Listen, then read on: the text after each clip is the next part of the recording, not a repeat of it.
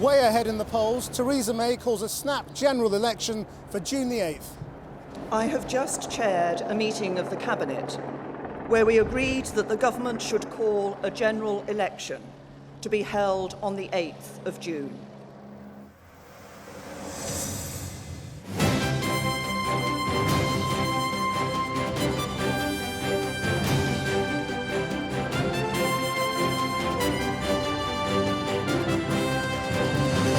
Total opposite of what she insisted over and over again. I'm not going to be calling a snap election. I've been very clear. There should be no general election until 2020. Here we go again. Good evening and strap in. There's another biggest decision of your life coming up in 7 weeks' time. Theresa May says it's about ending divisions over Brexit, blaming the SNP. But she already has a Commons majority. And will an election really silence her opponents? Or is this really about taking advantage of her historically high lead in the polls? Jeremy Corbyn didn't mention Brexit in his response. He says the election is about schools, the NHS and the economy. If he's wrong, is it the end for the Corbynistas? I welcome the opportunity for us to put the case to the people of Britain to stand up against this government and its failed economic agenda. Tonight we're in Staffordshire. Are the voters up for another big campaign? Everybody's sick of it. Well, I am anyway. We're all sick of it, yeah. And everybody's sick of it. Everybody's saying one thing and doing something else. And this comes as the Crown Prosecution Service tells Channel 4 News they are considering the cases of more than 30 individuals for prosecution in relation to the last election in 2015. And good evening from Edinburgh, where Mrs May's action in triggering a general election has been met with both shock and not a little hostility in many places, not least within the leadership of the Scottish National Party itself. Nicola Sturgeon accusing the Prime Minister of seizing the moment to move the country ever further to the right. Theresa May clearly sees the opportunity, given Labour's total disarray, to crush all opposition, get rid of anybody that disagrees with her, and give herself a free hand to move the country in a ever rightward direction. And I'm in Bristol, a seat Labour won from the Liberal Democrats at the last election. But voters here also overwhelmingly backed staying in the EU. So with Labour MPs split over Brexit and their leader, the Lib Dems say they have high hopes of regaining this and dozens of other seats like it. I'll be talking live to the party leader. So Theresa May has called for an early general election on June the 8th. In the biggest political gamble of her career, she said divisions in Westminster would cause damaging uncertainty and instability and put the Brexit negotiations at risk. Labour said they would offer voters a credible alternative, while the Lib Dems called it a chance to avoid the disasters of a hard Brexit. And unlike 2015, it appears there will be no televised debates between the party leaders after Number 10 ruled them out. In tonight's first report, here's our political editor, Gary Gibbon. The Downing Street backdrop is only used for major announcements, and they don't come much bigger than this. Another election 3 years early, 1 year after the referendum, to seal the Brexit result. Theresa May hopes it'll make her tenure here more secure. I have just chaired a meeting of the Cabinet where we agreed that the government should call a general election to be held on the 8th of June. A snap election Theresa May had repeatedly promised she wouldn't call. Made necessary, she said, by opposition MPs and peers plotting against her Brexit plans. At this moment of enormous national significance, there should be unity here in Westminster. But instead, there is division. The country is coming together, but Westminster is not. Our opponents believe, because the government's majority is so small, that our resolve will weaken and that they can force us to change course. They are wrong. They underestimate our determination to get the job done. And I am not prepared to let them endanger the security of millions of working people across the country. Because what they are doing jeopardises the work we must do to prepare for Brexit at home. And it weakens the government's negotiating position in Europe. If we do not hold a general election now, their political game playing will continue, and the negotiations with the European Union will reach their most difficult stage in the run-up to the next scheduled election. Division in Westminster will risk our ability to make a success of Brexit, and it will cause damaging uncertainty and instability to the country. So we need a general election, and we need one now, because we have at this moment a one-off chance to get this done while the European Union agrees its negotiating position and before the detailed talks begin. I have only recently and reluctantly come to this conclusion. Just before Easter, the number 10 spokesman was still ruling out a snap election, as Theresa May had done herself in person repeatedly. There should be no general election until 2020. She promised that to the Tory MPs who backed her for the leadership and repeated that pledge as Prime Minister. I'm not going to be calling a snap election. I've been very clear that I think we need that period of time, that stability. The clergyman's daughter, seen at church on Easter Sunday, actually set up a secret unit in number 10 last autumn to explore the possibilities of an early election. Theresa May said it was actually on a walking holiday in Snowdonia last week that she weighed up the arguments for a snap poll. And with a 20-point-plus lead over Labour, weighed up the opinion polls, no doubt as well. Jeremy Corbyn was on a local elections campaign visit to Birmingham, just one of the areas where voters will be asked to come out and vote in 2 weeks' time, and then again just 5 weeks later in a general election. We've got a great crowd here and we're starting off on a campaign to change the face of this country. Thanks. He was announcing a new policy, £10 a week rise in the carers' allowance. He must now decide at speed on his wider manifesto. I want carers to be properly supported, but above all, I want a society where we value everyone, what they can give, what they can contribute, and what we can benefit from and learn from them. That's the kind of world we could live in. Let's go for it. Thank you very much. He didn't mention Brexit. Theresa May focused on it and on the different leadership styles on offer from them both. But if you're hoping to see a revival of the TV debates that have dominated the last 2 general elections, don't hold your breath. 5 out of 7 of the party leaders from the last election have changed. Theresa May's team is saying she's not going to share the platform with them. It's a flat no to debates. Scotland's First Minister Nicola Sturgeon all but wrote off Labour's chances in the general election and said ever larger Tory majorities would boost support for Scottish independence. Theresa May clearly sees the opportunity, given Labour's total disarray, to crush all opposition, get rid of anybody that disagrees with her, and give herself a free hand to move the country in a ever rightward direction. When he heard the news in Brussels, the European Council President Donald Tusk tweeted, the news made him think of the thriller director Alfred Hitchcock directing Brexit. First an earthquake, and then the tension rises. Every vote for the Conservatives will make it harder for opposition politicians who want to stop me from getting the job done. The Prime Minister's already reassembled the 2015 election-winning team, including Sir Linton Crosby, who, like her, believes the political stars are aligned in her favour, and this moment must be ruthlessly exploited. So here is the current state of the parties as this surprise campaign begins. The Conservatives hold 330 seats to Labour's 229. The SNP have 54 MPs, most taken from Labour last time, while the Lib Dems have just 9. The balance of seats are held by the parties in Northern Ireland, Wales and the Greens. UKIP currently has no seat after its sole MP left the party to sit as an independent. At the last election, the Conservatives took nearly 37% of the vote, ahead of Labour on 30%. UKIP took more than 12%, putting them third, as the Lib Dem vote share imploded. One poll tonight now shows the Conservatives taking 44% of the vote, putting them 21 points ahead of Labour, while the Lib Dems take back third spot from UKIP. That sort of result, which could take the Tories' slim 17-seat working majority into a lead of more than 100 seats.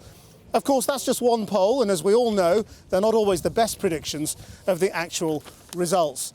And Gary Gibbon is with me now. So, after denying it over and over again, why she changed her mind?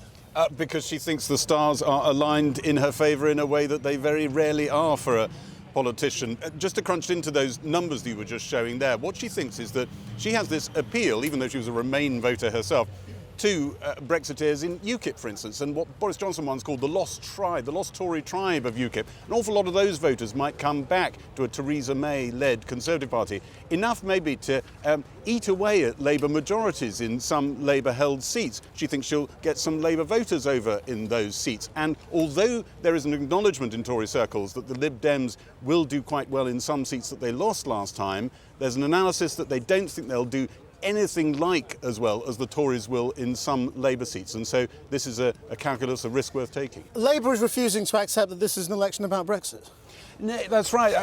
Jeremy Corbyn did mention it in one of his exchanges today, and he said that he wanted a better kind of Brexit. But his focus was very much on an anti-austerity campaign. That's where he's going to try and fix it. Labour MPs are about to listen to their leader. They're not his favourite audience, and he's not their favourite speaker in a meeting of Labour MPs now. And just earlier today, there was a meeting of NEC officers, the National Executive. They were deciding whether Labour MPs, before they go into the election, should, if enough activists in the seat want it, be subject to some form of reselection. Now, for this even to come onto the agenda, it's now off the agenda. Labour doesn't think there's time to do it, but for this to come onto the agenda is really toxic in Labour circles. I have to say as well, for most of the last few months, it's been mainly Labour MPs who've been saying to me, actually an early election might happen and might not be a bad idea. They think, those of them who don't support Jeremy Corbyn, you won't hear them saying it in the weeks to come, but privately a lot of them think this is the moment that he should be tested in front of the public, as they see it,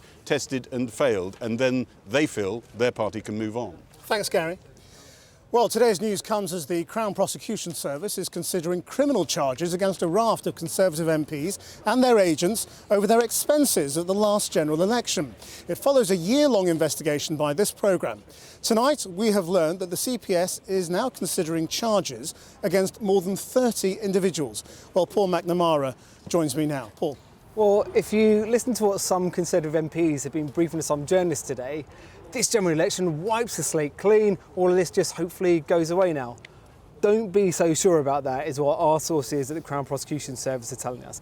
As you said there, this programme revealed that a number of Conservative MPs at the last general election didn't declare their election expenses properly.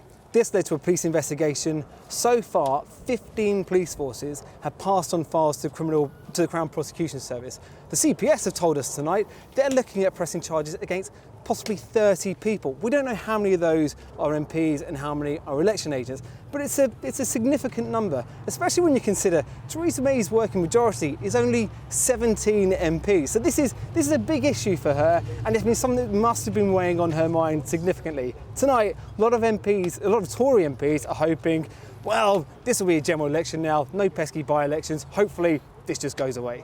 Paul McNamara, thank you. Well, let's go now to the Home Secretary, Amber Rudd, who joins us from our studio in Westminster. Let me just begin with this whole question then of election expenses. Was the prospect of a number of by-elections a factor in why you've called an early election? Absolutely not. This election has been called for all the reasons the Prime Minister set out, which is that it's in our national interest to have a strong government with a strong majority able to go in and have that negotiation with the EU and beyond. You've got a strong majority of 17. You don't need this at all. I mean, isn't there an issue here with believing politicians when for months, it seems, you've had a unit working on the feasibility of an election while telling us that you weren't going to call one? I think you have to listen to what the Prime Minister said. She has a strong reputation for considering ideas and changes and proposals carefully and then acting on them. And that's exactly what she's done here. She's been very frank. She set out the fact that she came to this reluctantly. But if she has decided, as the Prime Minister, that it's in the national interest for us to have the general election now so we can then go into those negotiations with the EU from a position of strength, not thinking we're about to have an election which would put the EU at some advantage, then that must be the right thing to do. I think she should be taken at her word, and I think she set out the reasons very carefully and very clearly. Well, it's hard to see how a period of of election campaigning is in the national interest when we already had a stable government. What it looks like to many people is you're taking advantage of a 21% lead in the polls. No, it's in the Conservative Party's interest, not the country's. Well, it's just not the case, Christian. And I mean, the fact is, if this goes through tomorrow, and don't forget, it's not just about the Prime Minister, it's also about the members of Parliament. It will be 50 days until a general election. There'll be an opportunity then for us to set out the case as the Conservatives, why we think we can have a strong, stable government and why we think a good majority would be good for the country. And Labour and Lib Dems can do the same. In a way, it'll be an opportunity for the public to actually hear the arguments. Now, we've had the referendum. Article 50 has been triggered. We know we're leaving the European Union. But what sort of leaving does that mean? We can give people those answers to some of those questions. Well, we're looking forward to your manifesto. In the last one, you said your ambition was to get net migration down to the tens of thousands. Is that going to be in this Conservative manifesto? Well, you'll have to wait and see. The manifesto. Are you going to ditch it? The manifesto will be coming out shortly, and then we can all look at it and have, look at comparing it for differences and find out what the different parties are going to be going ahead with. I'm afraid I can't answer that question quite fully for you yet. Have you had the conversation yet as the Home Secretary? There's lots of considerations, lots of discussions going on about what's going to be in the manifesto over the next few days and beyond. What about the triple lock on pensions, for example? Now, Labour have committed to that for the next Parliament. Is the Conservative Party going to commit to that? Again, I'm afraid I can't give you an answer to that. We're going through our planning at the moment for the manifesto. All will be revealed when we set it out. You don't seem very well prepared for a party that's just called a general election.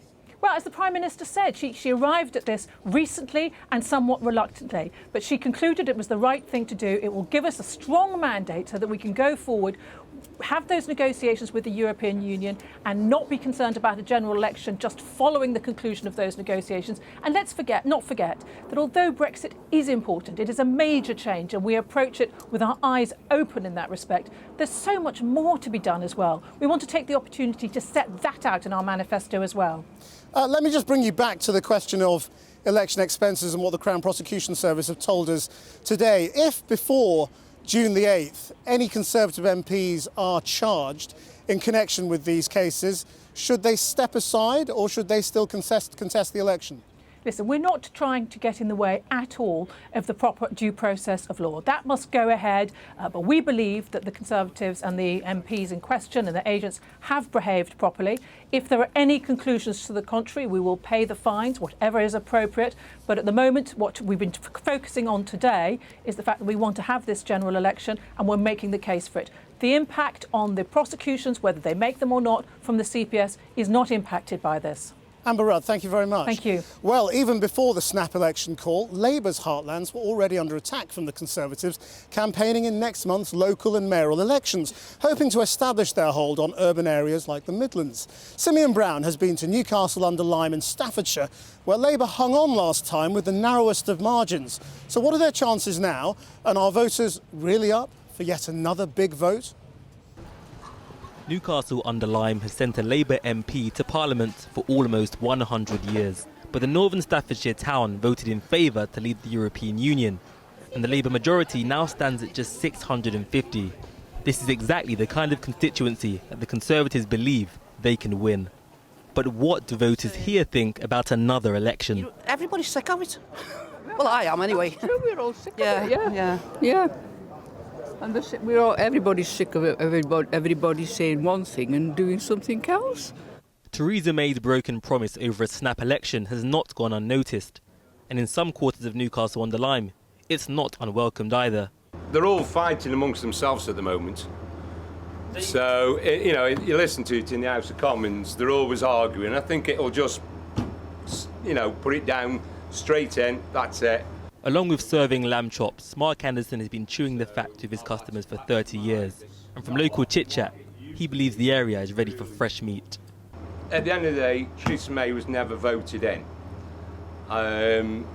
So I think for her to continue, for everything, for the leaving Europe, I think she needs that mandate of the people backing. And I think she'll get it. But will Theresa May get it from this town? Last election, both Jeff and Eric say they voted Labour, but have not been convinced by Mr Corbyn's message. I don't think he's strong enough at all. He's not projecting enough, I don't think, for ordinary working class people. Yeah. They seem to have distanced themselves somewhat. The perception around here from my friends, who are, I think a lot of them are Labour supporters, is that it's become a sort of metropolitan elite group of people that are distanced themselves from ordinary working class people. And I think that's something that he's going to find it very difficult to overcome. But Labour still have some ardent support here. I've never voted anybody else. Labour's always been for the working class people. Conservatives have never been for the working class people. Never. But with less than 1,000 votes in it, it's people like Richard who will determine what happens next. So, you might say I'm a sort of a floating voter, but I have in my mind, if there is, who I would vote for, but we have to see near to the time when they start bringing out the policies. Labour's problem is not only are they struggling to gain marginal voters, but they're vulnerable in seats they've held for a century. Well, with me now is the Shadow Home Secretary, Diane Abbott. Is this election about Brexit or about something else? This is a cut-and-run election. I think Theresa May must have said 11 times she wouldn't call this election. Now she has. But it's not about the good of the country. It's about the good of Theresa May. And we know that the voting public doesn't like unnecessary general elections. And I believe Theresa May will pay a price. But you're finished, aren't you? I mean, you're 21 points behind in the polls. No, we're not finished. This is the beginning of the end of Jeremy Corbyn and you and all the rest? No, we're not finished. First of all, this won't be the first time the polls have called an election wrong. Secondly, as I say, if you think back to 1974, who governs Britain, and the public said, well, you certainly don't, and delivered a hung parliament, and Ted Heath had to step down. It's a gratuitous, unnecessary general election. It's all about the internal politics of the Conservative So Party. Jeremy Corbyn doesn't have to win this election to remain leader? Oh, you're saying? I mean, there could be some sort of mishmash result. I'm not anticipating us losing this election. Therefore, I'm not anticipating what's going to happen afterwards. We're going to fight this election to win. Who's going to run your election campaign? I mean, we know Linton Crosby and his extremely successful machine is running the Tories. Who's in charge of the Labour one? We don't have anyone as nasty and unscrupulous as Linton Crosby. He's pretty effective though, isn't he? Nasty. Well, he wasn't so effective in London. He ran a nasty racist campaign in London. The Tories ran a nasty racist campaign and they still lost. And this is what's going to happen to them in the general, because this will be an unpleasant campaign. It will all be about immigration. Did you really want to have reselections of Labour candidates? I mean, this idea of trigger ballots, or you thought it was a good idea? That was a rumour. I mean, what we're going to do is sitting members of Parliament will be nodded through.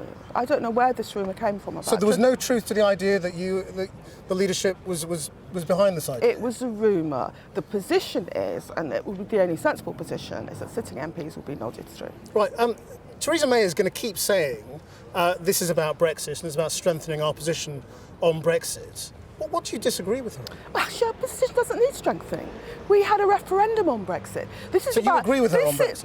No, this is about strengthening Theresa May's position with her own party. She's terrified of her own backbenchers. Yeah, but on the doorstep, voters are going to say, what's your view on Brexit? Our view on Brexit is obviously we respect the vote, but we want a Brexit that will protect jobs and living standards. Theresa May wants a Brexit, which is all about immigration. Diane Abbott, thank you very much indeed for joining us. Well, joining me now is the leader of UKIP, Paul Nuttall. Why are you even standing in this election? It's all over, isn't it? Who would you rather have as Prime Minister, Theresa May or Jeremy Corbyn? That's the question. Well, to be honest with you, I'm not convinced that Theresa May will give us the Brexit that we all voted for on June 23rd. They've already beginning to backslide on immigration. You know, people voted on June the 23rd not only to take back control of their borders, but to cut immigration. They're now saying that immigration figures will continue to be at this number for the next decade.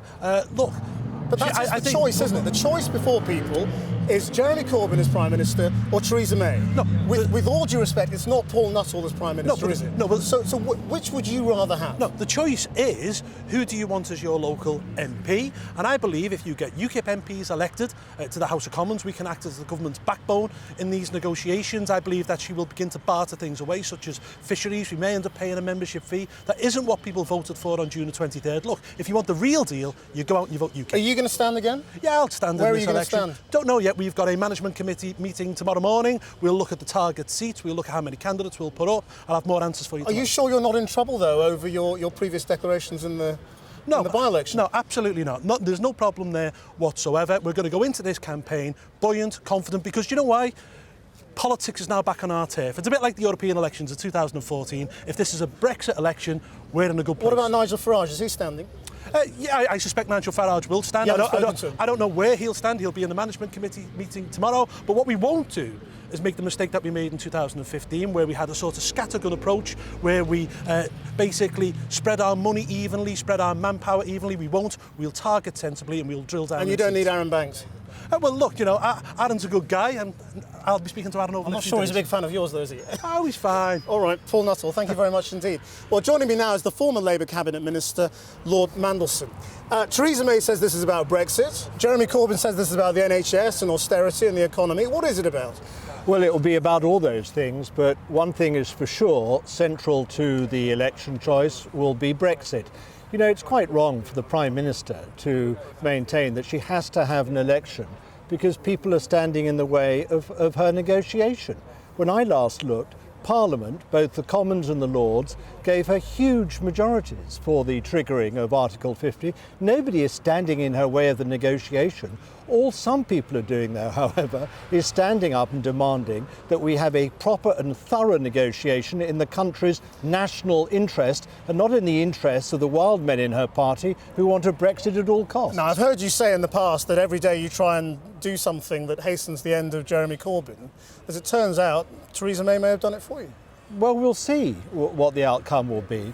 But one thing I'm absolutely sure of, Chris, is this, that whilst the Labour Party and Jeremy Corbyn will be absolutely right to bring other issues into this campaign, their primary job, in my view, is to make sure that the Prime Minister is unable to take a mandate, to claim a mandate for this, from this election for a Brexit at any cost. They've got to pin her down on the detail. Already we've started to see how difficult questions, awkward choices, cracks are starting to appear in her own negotiating position.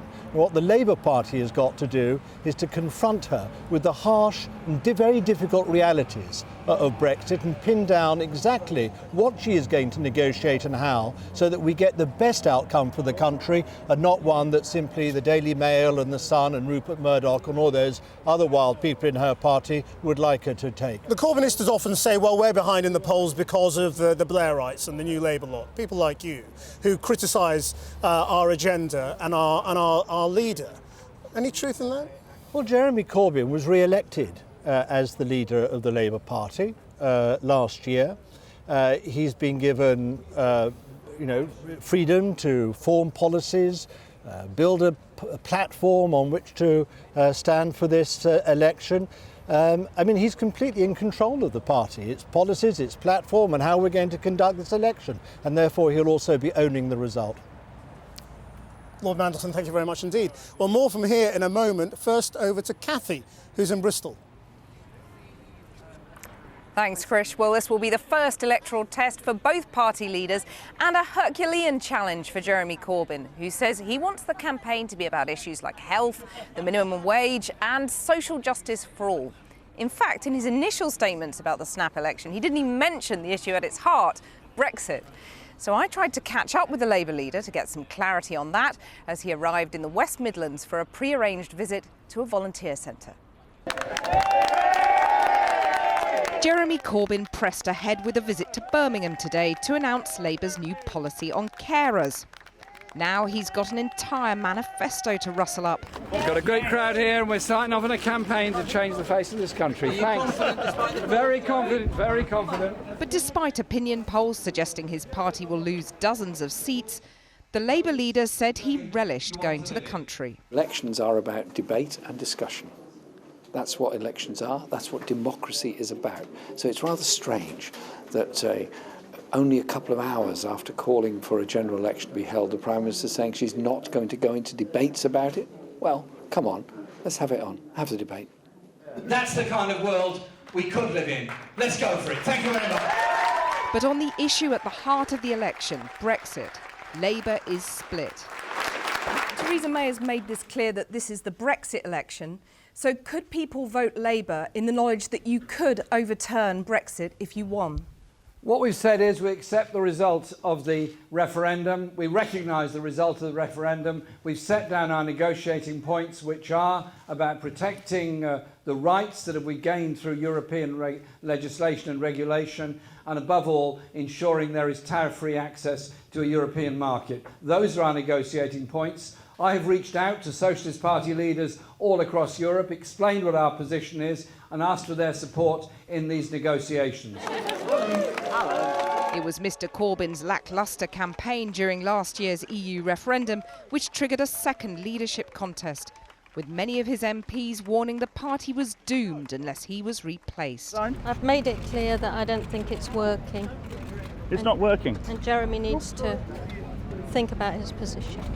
Because if we're going to win the next election, we have got to gain votes, and at the moment we risk losing them.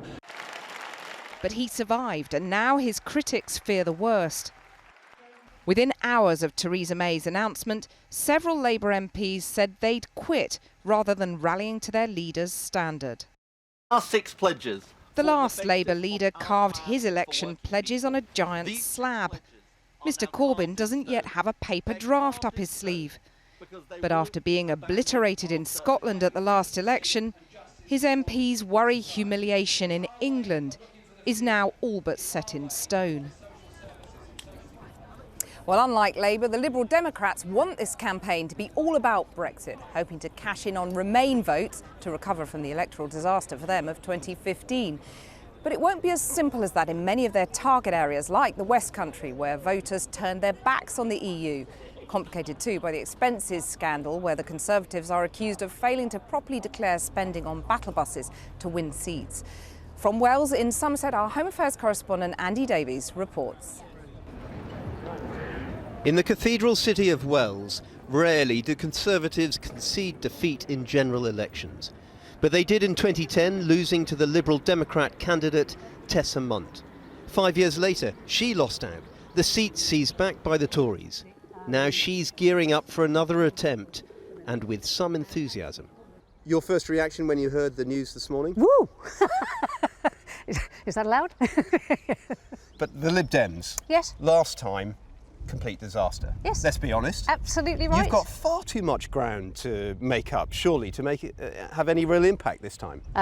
I don't think so. If you look at the election results around the country, you'll see we've been gaining members. And actually, in 2.5 hours today, we've just gained an extra 1,000 members. You know, our numbers are growing and growing and growing. People regret the fact we're no longer in government. The sitting Tory MP here, James Heapy, is potentially under investigation after this programme revealed he may have failed to fully declare election expenses. He denies he's done anything wrong. And certainly at the City of Wells Bowls Club, it wasn't a topic fighting for attention. Anyone here going to vote for the Lib Dems? There were a couple, but this was a crowd largely backing Theresa May. Well, she's taken a big chance, and I hope she'll win. Now the country's decided that we're going, then we need somebody strong, and we need a strong government to get us through this difficult time. But the Lib Dems think their avowedly pro-EU positioning could make a real difference this time round, and it appears to have rattled some Tories. Reportedly, recent private polling for the Conservative Party suggested that an early election could hand back to the Lib Dems a significant number of seats they lost to the Tories in 2015, and particularly here in the southwest. And for some voters here, the Lib Dems' clear Brexit message had filtered through. General election, who are you going to vote for? The anti-Brexit candidate. Who is that? I don't know.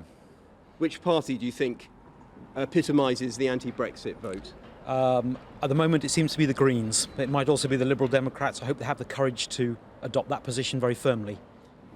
Who do you think you would vote for? Lib Dem. Why? Because I don't want Brexit to happen, and I think that the Tories need to be brought into line.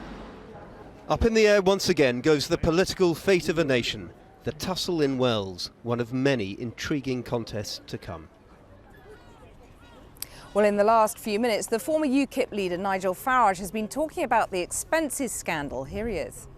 I think the Tories were terrified of something breaking over the course of the next few months, by-elections to be held in September, certainly a dozen seats in which there was a possibility of a by-election, some say perhaps even as high as 20, and that for a government with a working majority of 12. And I have to pay credit to somebody on this. He was, for a period, a presenter on LBC. He's still a contributor, and he does Channel 4 News Politics every evening, and his name is Michael Crick. Well, with me now is the Liberal Democrat leader, Tim Farron. Let me start by asking you about the expenses scandal. The CPS have told us that 30 Tories are being considered for charges. Do you think, as Nigel Farage says, that might have been a factor in the timing of this snap election? Well, it's entirely possible that Theresa May looked at the CPS inquiry and the work that you've done on Channel 4 News to draw attention to this and thought, well, what the heck, let's go now. I have to say, we don't know. My initial assumption was that Theresa May looked across the dispatch box, saw in Jeremy Corbyn not just somebody who's not a plausible alternative Prime Minister, but not even a leader of the opposition, and thought it was the political equivalent of taking candy from a baby. And she's called this election for political partisan reasons, not for the country, in the same way that David Cameron called the referendum for partisan reasons, not for the country. It doesn't mean we're not up for it. We're very excited about the election. It's a great chance for the British people to choose a different direction. OK, so let me be clear about what the campaign means if you vote for the Lib Dems. Is it a vote for a second EU referendum? It's certainly a vote that at the end of the 2-year period that we're about to begin, that the deal that will be stitched up by government and bureaucrats in Brussels and Whitehall should not be imposed on the British people. They should have the final say, whether you So that is a second EU referendum? A first referendum on the deal, because we're going to get a deal imposed upon us nobody voted for, and that's a shocking affront to democracy. But the problem, sorry, go on. Well, the problem for you is that support for going ahead with Brexit is now higher than it was at the first referendum. So I don't think there's any support for Theresa May imposing any old Brexit on the British people. And here's the thing, we've seen the electoral indications in the last, 9 or 10 months. The Liberal Democrats made these stunning 34 gains in local government by-elections since June, majority of them in Leave areas. And that's because this is not about 48 versus 52. This is about the 100% saying to Theresa May, I hope, hang about, don't impose a stitch-up on us, a Brussels Whitehall bureaucrat stitch-up, without us having the final say. What Theresa May is asking for is a blank cheque to deliver any old Brexit, no matter what impact it has on us. We say the people must decide at the end of all this. OK, so put your money where your mouth is. How many seats do you think you can win with this kind of campaign? I mean, I'm not going to make any guess whatsoever, because it would be a guess at this point. But, at a time where almost anything can happen politically, why couldn't the best thing happen? It seems to me that what we're facing now, yes, is dropping off a cliff edge of a hard Brexit that people did not vote for by and large, but it also means we've got no decent opposition. And what the Liberal Democrats offer is that real, decent, credible opposition on the biggest issue of the day that means Theresa May does not get a blank cheque to do whatever she likes. What they also offer is potential coalition with the Conservatives. You wouldn't rule that out again? Well, my sense is that we're looking at the moment at a coronation unless there's a decent, strong opposition. We know in Jeremy Corbyn, not only is he not an alternative Prime Minister, he's not even an effective leader of the opposition. The Liberal Democrats stand there to be the decent, strong opposition, to mean this is not a coronation, and the British people have their say. Metropolitan Remainers might like what they hear from you on Brexit, but what about social issues? I mean, take for an example, a while back I asked you whether it was true that you believed homosexuality was a sin, and you struggled to answer. Now you've had a while to consider that question. What is the answer? I don't think I struggled to answer at all, Cathy. I talked about the fact that I'm not in a position to go making theological pronouncements, and I can promise you one thing. You said we're all sinners. Over the next 6 weeks, I'm not going to spend my time talking theology or making pronouncements. Well, but this is an important issue, though, for your voters. I mean, I asked you 3 times, did you think homosexuality was a sin? And you said we're all sinners. Is that still the answer? So my sense is, as a Liberal, I'm passionate about equality, about equal marriage, about equal rights for LGBT people, for fighting not just for LGBT rights in this country, but overseas. But, just because I'm a Christian, it would be a bit boring for everybody who spend the next 6 weeks asking me to make theological pronouncements. I am not planning to do so. Tim Farron, thank you very much. Let's go now to John in Edinburgh. Thank you, Cathy. Well, here in Scotland, this is something of a seismic moment, because the vote here will not be so much about Brexit as about independence and another chance to determine the future of the United Kingdom itself. Nicola Sturgeon called Mrs May's announcement a huge political miscalculation, and she'll be banking on Scottish voters rejecting not just the Tories, but throwing out Labour as well. No party in British politics has ever achieved what the Scottish National Party did in the 2015 general election, winning 56 out of the available 59 seats in Scotland. More than a massive vote of confidence, this was also a vote of despair with the Westminster-centred parties. Tories, Labour and Liberal Democrats secured just one seat each north of the border. Given that the election will now be fought on existing boundaries, Labour is thought likely to lose its last seat. The Liberal Democrats, if they do well in the UK nationally, might win 1 or 2 more seats. The Tories might capture 3 or 4. So the impact of Scotland in Westminster is likely to remain strong and unlikely to much affect the balance of seats in Westminster. In Scotland, though, this election will be strongly about whether Scotland holds another independence referendum. And here the strains for the union could intensify. Mrs May is taking a risk with some of the constituent elements of the union flag. A strong SNP showing could indicate that Scots are unfazed by the prospect of another vote on independence. Mrs May's general election call for June the 8th is an election Scotland does not want, but which the SNP will take full advantage of. The party will do all it can to play havoc with Brexit. Indeed, with Labour currently woolly about the EU referendum result, the SNP is likely to call a lot of the shots on this issue from north of the border. But this election will be very much an election about what kind of country we want Scotland to be and who determines the future direction of Scotland.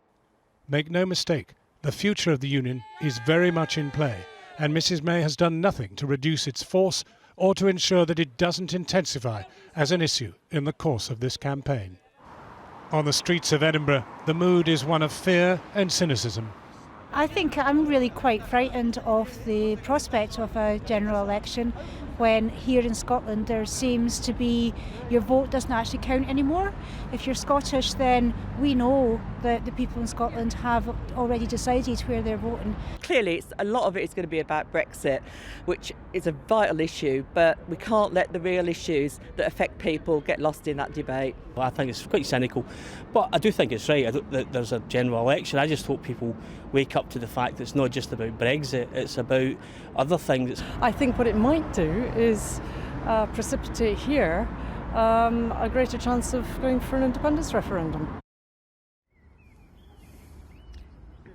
And with me now, Kezia Dugdale, leader of the Scottish Labour Party, and the SNP's Derek Mackay, who's Cabinet Secretary for Finance and the Constitution. Derek Mackay, the very fact that this election has been called is very possibly down to you for having triggered this whole discussion of a second referendum on independence. Well, I think it's a remarkable U-turn by the Prime Minister, and I think it's about the Prime Minister and the Tories trying to tighten their grip on the UK government and to oppose any opposition to their plans, which are increasingly right-wing. So it appears circumstances have led to the Prime Minister making this U-turn, in which we, of course, we won't stand in the way of a general election, but will absolutely stand up for Scotland. Now, Kezia Dugdale, could you look your constituents in the eye and say, vote for the Prime Minister to be Jeremy Corbyn?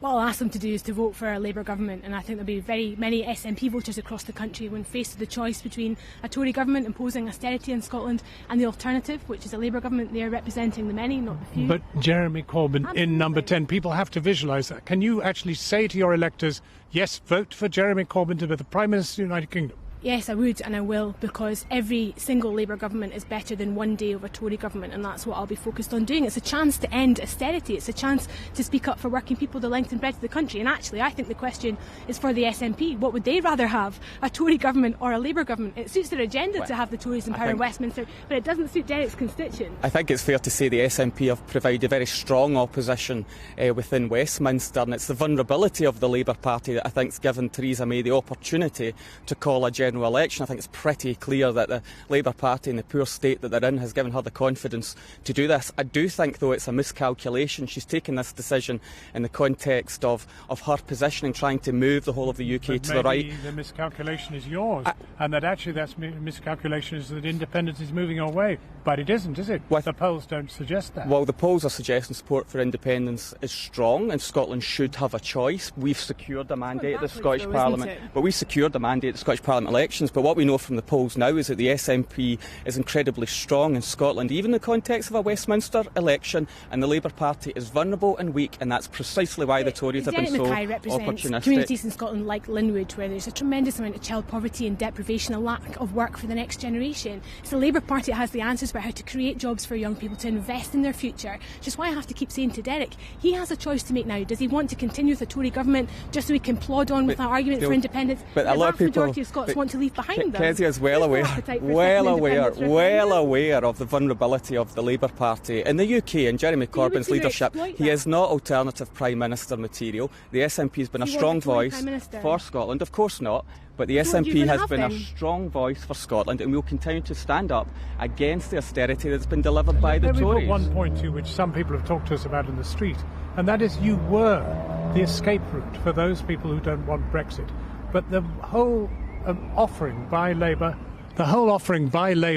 on the whole matter of Brexit has been woolly. It's been difficult to know whether are they actually in favour of the single European market. Are they in favour of the customs union? We really don't know. I think it was really welcome to see Keir Starmer set out a clear set of tests about what Labour would do around Brexit. Wouldn't it be fun to hear Jeremy Corbyn set it out? Well, indeed, but what I was going to say to you, John, was that Keir Starmer was working on the basis of having all of these answers to European questions and then taking a view on what Labour's final position would be on that. We're going to need to see answers from the Prime Minister a lot earlier now. She's going to have to say very clearly whether we're going to stay in the single market, whether we're going to stay in the customs union. So I think you'll see much stronger clarity from the UK Labour Party. Derek will agree with this. I have always been very pro-European. I've worked very closely with the SNP government in Edinburgh to argue for the best possible case for Scotland and its relationship with the European Union, and I'll continue to do that, but not at the expense of independence. This is where we part, because Derek will always argue that Europe is more important than our trade with the rest of the United Kingdom, and I know from having gone through the 2014 referendum campaign, and what we now face is the prospect of an even more right-wing Tory government that may well secure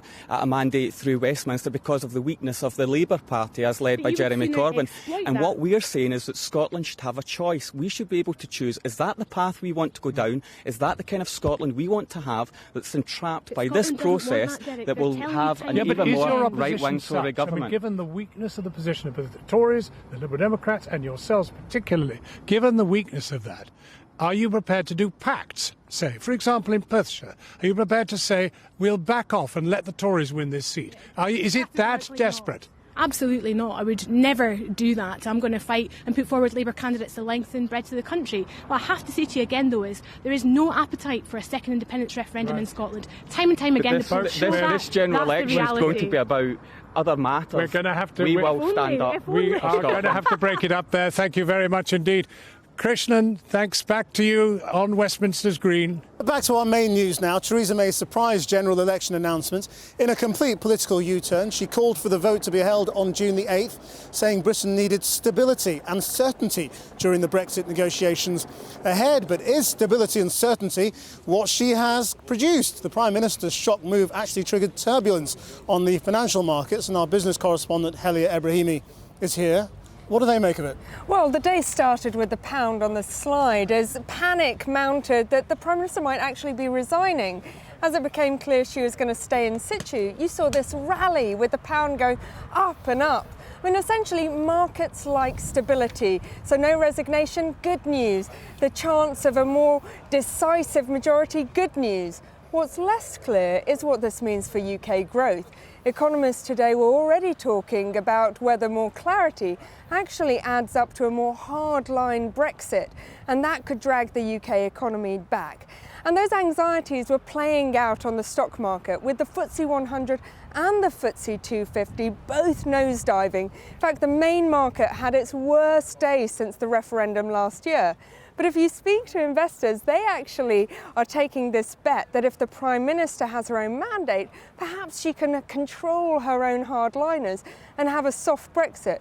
But the truth is, at the moment, no one knows. So I think you're going to get more turmoil in the market. Yes, some people think it'll be harder, some people will be softer. Who knows? That's it for this momentous day here in Westminster. From John and the team in Scotland, from Cathy and everyone in Bristol, and all of us here on the Green, outside those Houses of Parliament, that is Channel 4 News.